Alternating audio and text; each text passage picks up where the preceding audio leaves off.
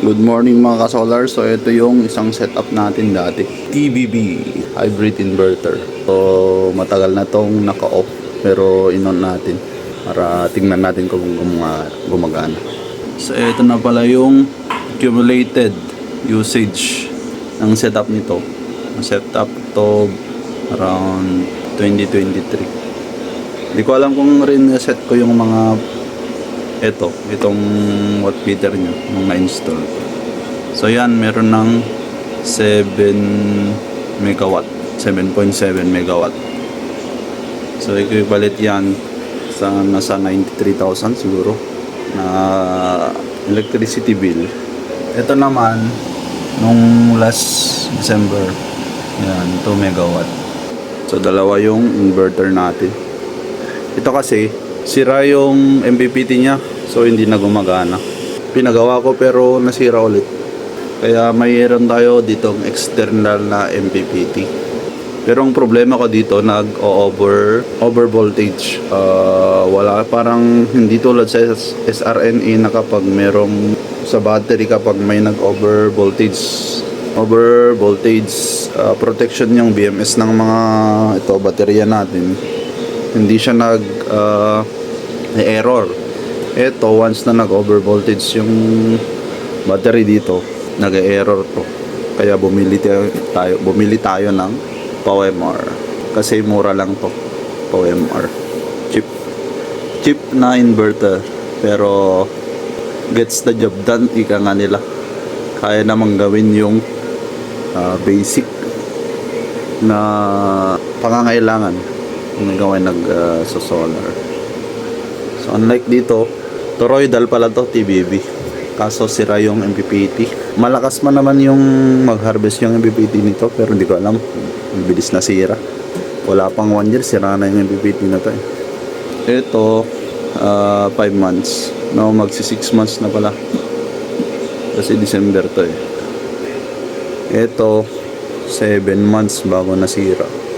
Bale, February ko nakuha, March, April, May, June, July, August, September nasira to 7 months lang yung MPPT nasira agad. Pero yung inverter mismo okay naman kasi pinang-welding ko rin to dati. So bumalik ako sa classic setup ito nung nasira yung MPPT nito. Bale, dalawa dati yung MPPT nito. Meron pa dito 1 solar. Ito 80 ampere na 1 solar. Tapos naglagay ulit ako ng 60 ampere na 1 solar dito dahil yung panels ko magkaiba. Ayan. Tapos nung last December nag-order ako nito para mas yung monitoring, kasi yung habol ko dito mas maganda yung monitoring kapag isahan na yung harvest. Nandun na lahat yung harvest tapos yung load, kasi malayo tayo dito sa bahay. Kapag nag-work tayo, malayo yung work natin, need nating i-monitor dahil yung kasama natin sa bahay hindi sila marunong sa solar. So via monitoring wifi, yung wifi monitoring niya, monitor natin kapag nasa work tayo, pag malayo. So ito, sinakal ko lang siya para hindi niya ma-overcharge. Kapag kasi mataas yung charging nito, nagproproc ng over voltage protection ulit dito sa battery. Lalo to kasi chapsuy yung cells nito, kaya hindi magbabalance agad. So nag-error tong inverter, may error na over voltage kasi na yung galing sa panel na voltahe direct na siya. Kapag nag-cut na tong battery, magda-direct na siya dito, magpo-proc yung over voltage protection ito, kaya mag-error, mawawalan din ng output, mamamatay ito. So ganito rin yung nangyari noong nasira to yung MPPT niya. Tapos ito yung MPPT niya. So bale, tinimpla ko lang kasi mataas yung sinet ko ng voltahe, 56 volts ata dito. Alam mo naman tong battery natin ng Chapsoy kasi hindi agad magbabalance. Silang dalawa. Hindi agad magbabalance. So kapag nag-over voltage protection na to, kapag may cell na nauna tapos nag-over voltage protection, pag over voltage din to kasi magkakat yung BMS ng LiFePO4. So mapapektaran to, titrigger din yung over voltage protection, mawawala yung output nya, mamamatay yung power dito sa bahay. Di nila alam yung ginagawa nila dito sa bahay kasi ganun laging nangyari to noon. Kaya ang ginawa ko dito, pinadjust ko dito, binabaan ko yung charging, nilagay ko lang sa mga about 55 volts para hindi niya gaanong i-full. Pero sakto lang yun naman yung 55 volts, sakto lang based on my observation sa tagal ko ng paggamit ng LiFePO4. At 55 volts goods na kasi yung mga cells ng mga LiFePO4 napapaabot mo ng 3.45 ganon something. Good as full na yun, 3.45. Kasi kapag lagi mo siyang ang LiFePO4 cells, kapag lagi mong na overcharge or pinupuno, pinapaabot mo ng mga 3.5, may chance yan na mag-bulge or mag-bloat.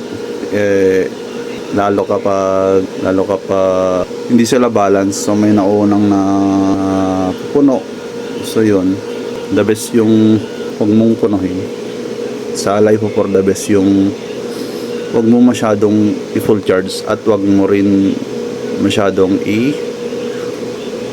fully discharge, kasi kung gusto mong humaba ang life cycle nitong mga cells, LiFePO4, ganun yung gawin mo, ganun yung sikreto as for my experience, ganun.